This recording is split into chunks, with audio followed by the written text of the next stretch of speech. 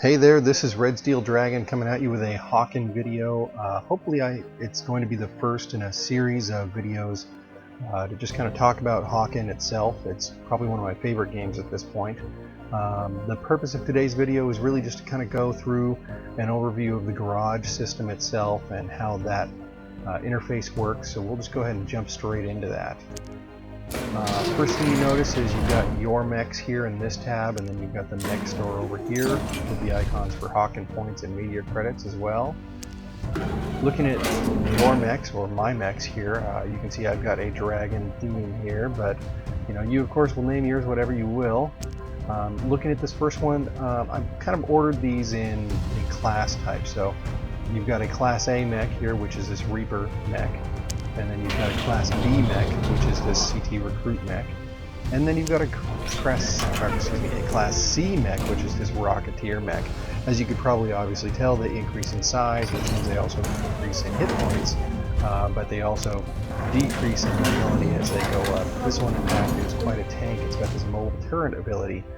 Now when you engage that, it sort of transforms into this shielded tank. You can take a lot more damage. It works pretty well if you've got good backup. Let's see, so we're going to go ahead and jump into my current favorite, level 18, until I play it more than the others, which is my Reaper, and I will go to Customize. Now, you see more tabs here. We've got our primary weapon. I started off with this AM SAR. When I reached level 4, I was able to pick up this Hawken's RPR. At level 25, I'll be able to pick up this Prestige slug rifle. Looks pretty nice. I have no idea how much damage it does, but I'm hoping it's quite a bit. Down here we've got offensive items. You start off with this detonator, which is a really slow explosive. I try to keep it for close range. In fact, when somebody's trying to track me down and hunt me down, I get them when they're popping around a corner, excuse me. Support item. I have not put any money into this one yet, or any points. I'm getting close to be able to. The hologram, radar scrambler, each one does different effects out in the field, of course. This one, for example, the hologram puts up a fake dummy of yourself out there, which people will tend to fire at. Let's see, countermeasures. These will automatically cool down your weapon systems if they overheat. I've actually never used one of those. You've got offensive internal and defensive internal items, as well as a functional internal item here. So talking about just this first one, the offensive internal, I chose to go ahead and equip this armor piercing munitions. It increased my damage from bullets by 5% versus explosives, but it decreased my overall max armor. To try to balance that out, I increased my decreased the damage I receive, but I also slowed down my movement by 1.5. I guess that's milliseconds. Not sure what that means. Thrusters. Let's see. So I chose these thrusters because I get into situations where I've got to relocate. Because this Reaper is really sort of a mid-range sniper. So I snipe, and then it's time to relocate when they get annoyed enough that they start coming after me. So this really helps me escape. Looking at upgrades, the upgrades, as you can tell, really completely coincide with your level. So level 18, and they either increase abilities or increase optimization points. And if we'll go over here to optimization points, you can see you've got offensive, defensive, and movement. And these are really kind of how you customize your mech. You can kind of reset these at any time, which is nice. You can tell that I jumped straight into offensive, and there's some things I'm avoiding, like increased explosion damage. I don't need that. I'm shooting things with bullets. I'm kind of maxed out here with what I want, so I'm going to move into defensive.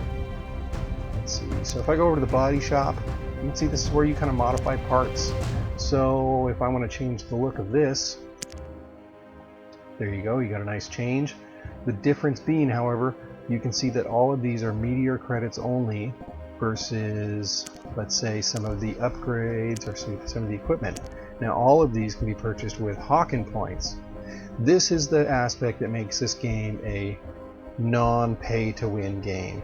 You can access all of these necessary parts for competition without having to spend actual money. All of these Hawken points will be earned just through gameplay. What you run into is if you want to change the look of your mech. As you can tell, I've got some red paint on mine.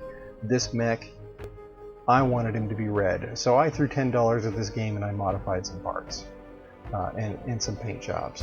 So let's go over to style here, and this is where I was able to get boom red. Now I can kind of scale this a little bit, modify it. I can decrease the saturation, kind of fade it out a little bit. I like it nice and red myself. The scale doesn't matter too much. But that's sort of how each one of these tabs interacts. Now if I go back over here, I'll look at Dragonclaw, which is my CT Recruit. Again, the CT Recruit is actually the mech you start out with. So you can see that according to the CT Recruit, it's kind of got this TV box, microwave head. I have already modified this. I didn't want my CT Recruit to look like everything else, so that was part of that $10 purchase that I made. Let's see. Beyond that, again, this is an uncustomized mech. The Rocketeer class, I find it entertaining as well. But basically, that's kind of the rundown. If you want to spend money on the game, you're more than welcome to. I'd say support the game. It's very entertaining. Like I said, it's one of my favorites right now. And you know what?